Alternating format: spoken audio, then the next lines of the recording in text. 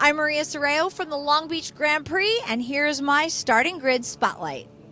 I am a television sports reporter, anchor, and host. Now, I work in Los Angeles covering the NBA, hockey, Major League Baseball, the NFL, NASCAR, and INDYCAR.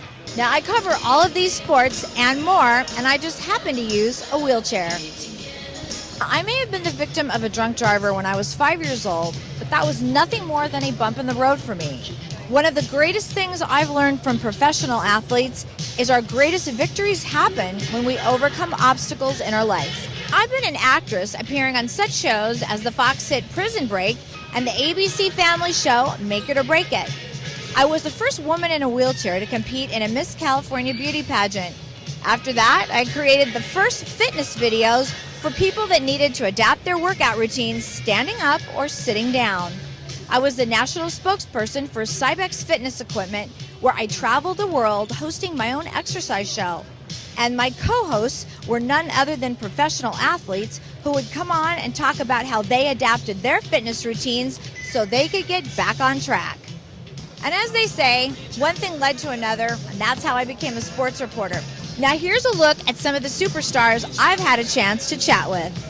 Talk about the fan experience, which is so hugely important here, and all of the legends that come out to Dodger Stadium. Do you want them to be included in the fan experience as well? The Maury Wills, the Don Newcomb. No question about it. I mean, look, they are the Dodgers. That's right. They made Absolutely. the Dodgers. Over the years, you've seen, stadiums change, rosters change, managers change. What was the toughest one for you along the way?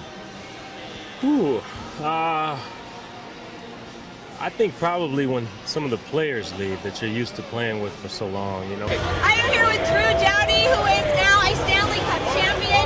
What is going through your mind right now? Just so happy. I don't even know what to say. It's the best moment of my life. And What happened for you personally? Why was this year so successful for you and continues to be? I guess it's a combination of a lot of little things. Sometimes people don't realize.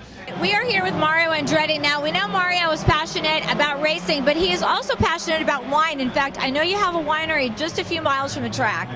Yes, indeed. This is a fabulous event for us because we have other things going on at the winery every evening. You talked about driving for Paul and obviously his racing team. What was he like as a person? Because he gave back so much. He was great. I mean, as a role model, I don't think you could ask for anybody better. He was a guy I certainly looked up to and admired well before I drove for him. And then when I got to drive for him and kind of hear the story of how, hole-in-the-wall camps and Newman's Zone and all those things came along, you respect him even more. I mean, if he were a selfish guy at all, he would have taken some of the profit off of Newman's Zone, and his family would be a lot wealthier now than they're wealthy, but a lot wealthier than they would have been.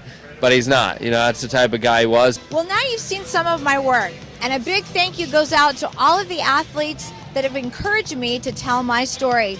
Thank you for inspiring me with yours. I'm Maria Serrao, and this was my Starting Grid Spotlight.